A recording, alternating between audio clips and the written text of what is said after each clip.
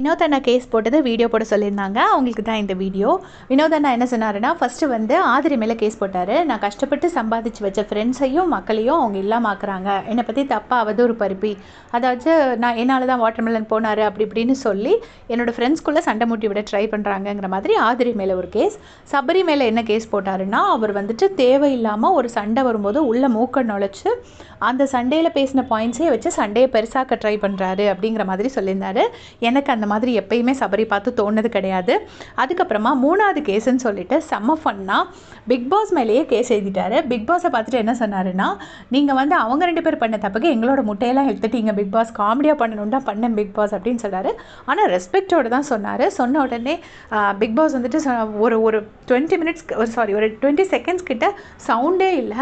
எனக்கு தெரிஞ்சு அவர் mic of பண்ணி பயங்கரமாக சிரிச்சிருப்பார் போல இருக்குது. அதுக்கப்புறம் திருப்பி வந்துட்டு என் வக்கீல்கிட்ட பேசிட்டு வரேன் அப்படின்னு சொல்லிட்டு அதுக்கப்புறமா என்ன சொன்னார், அந்த கேஸ் செல்லுபடி ஆகாது, ஏன்னா வந்துட்டு இது சக ஹவுஸ்மேட்ஸ் மேலே ஹவுஸ்மேட்ஸ் தொடுக்கிற வழக்கு, ஸோ நீங்கள் ஏன் மேலே கேஸ் போட முடியாது அப்படின்னோடனே சாரி பிக் பாஸ்னு சொல்லிவிட்டு அப்புறமா கமருதீன் மேலே அந்த 3வது கேஸை போடுறாரு. கமருதீன் மேலே என்ன கேஸ் போடுறாருன்னா, லேட்டாக வரான், மைக் போடாமல் இருக்கான் அப்படிங்கிறது மாதிரி அந்த சும்மா அவர் ஃப்ரெண்டு என்னெல்லாம் மிஸ்டேக்ஸை கரெக்ட் பண்ணணும்னு அவர் நினைக்கிறாரோ அந்த கேஸ் எல்லாத்தையுமே கமருதீன் மேலே எழுதிட்டார்.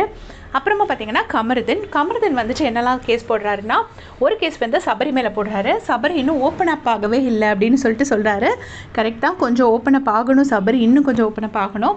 அவர் ஃபஸ்ட் வீக்கில் நல்லா தான் ப்ளே பண்ணார். அப்புறம் அவரை ரொம்ப போட்டு அமுக்கலை, அப்படியே சவுண்டு இருக்கிற இடம் தெரியாமல் போயிட்டார். எஸ்பெஷலி அந்த பாரு கேப்டன்சி டாஸ்கில் தள்ளி அந்த பிரச்சனை வந்ததுக்கப்புறமா ரொம்பவே இருக்கிற இடம் தெரியாமல் போயிட்டார். ஸோ அவரை வந்து ஓப்பன் அப் ஆகணுங்கிற மாதிரி ஒரு கேஸ் போட்டிருக்காரு. அடுத்த கேஸ் வந்து ஆதிரி மேலே. ஸோ கமருதீனுக்கும் ஆதிரிக்கும் நெவர் எண்டிங் கேசஸ் தான், அந்த பிரச்சனை நடந்துக்கிட்டே இருக்குது திருப்பி. ஸோ அதை வச்சு ஆதிரி மேலே ஒரு கேஸ் போட்டிருக்காரு. அப்புறம் திவ்யா மேலே ஒரு கேஸ், பேசவே விட மாட்டேன்றாங்க, என்ன சொன்னாலும் சண்டைக்கு வராங்க, ஜஸ்ட் போய் அப்ரோச் பண்ணவே முடியலங்கிற மாதிரி திவ்யா மேலே ஒரு கேஸ் போட்டிருக்காரு. அது கொஞ்சம் உண்மை தான், ஏன்னா திவ்யாவை வந்து அவ்வளோ ஈஸியாக அப்ரோச் பண்ண முடியாது, கொஞ்சம் கோவப்படுவாங்க, அதனால இவர் இப்படி சொல்லியிருக்காரு. அவரே இன்றைக்கி மார்னிங் போகும்போது என்ன சொன்னார்னா, பழகுனா இந்த மாதிரி ஒரு ஃப்ரெண்டே கிடைக்காதுங்கிற மாதிரி பழகுனதுக்கப்புறம் இருப்பாங்கன்னு சொன்னார். எனக்கே கொஞ்சம் ஷாக்கிங்காக இருந்தது. அப்போ இவ்வளோ தெரிஞ்சு வச்சுட்டு தான் திவ்யா கூட சண்டை போடுறீங்களா அந்த மாதிரி தான் எனக்கு இருந்துச்சு. பட் இப்போ திருப்பவும் அதை தான் கேஸில் அவர் சொல்லியிருக்காரு. அதுக்கப்புறமா பார்த்தீங்கன்னா மன்னிப்பு கேட்பார். பிக் பாஸ் மன்னிச்சிருங்க, எனக்கு அசிங்கமாக இருக்குது, சாரி கேட்க கூட கூச்சமாக இருக்குது பிக் பாஸ் அப்படின்னு சொல்லியிருப்பாரு. இனிமேல் நான் ஆக்ஷன்ஸில் காட்டுறேன் பிக் பாஸ், எனக்கு வேறு என்ன சொல்லன்னு தெரியல அப்படின்னு சொல்லிட்டு இப்படி தான் சாரி கேட்கணும். அந்த பார்வதி சாரி கேட்ட வீடியோ சொல்லும்போது நல்லா தான் கேட்டிருந்தாங்கன்னு சொல்லியிருந்தீங்க. பட் பாரு சாரி கேட்டதையும் கமருதீன் சாரி கேட்டதையும் டிஃப்ரென்ஸ் நீங்கள் பார்த்தா உங்களுக்கே தெரியும்.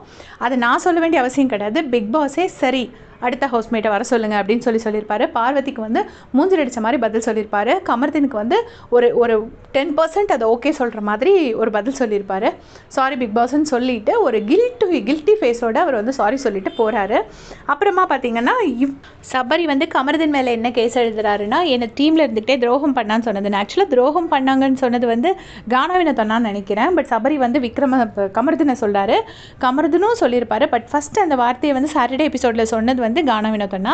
அது தப்பாக இருந்தால் எனக்கு கரெக்டாக கமெண்ட்ஸில் சொல்லுங்கள். அதுக்கு அடுத்தது வந்து ஆதிரியை சொல்கிறாங்க, நான் எல்லா வேலையும் செஞ்சப்பறம் வேலை செய்யலைன்னு சொல்கிறாங்க அப்படின்னு சொல்லிட்டு. ஸோ கண்டிப்பாக சபரி எல்லா வேலையும் செய்கிறாரு. யார் இந்த மாதிரி ஒரு ஃபால்ஸ் நரேட்டிவ் செட் பண்ணுறாங்கன்னு தெரியல, எந்த வேலையும் செய்யலை அப்படின்னு சொல்கிறாங்கன்னு சொல்கிறாரு.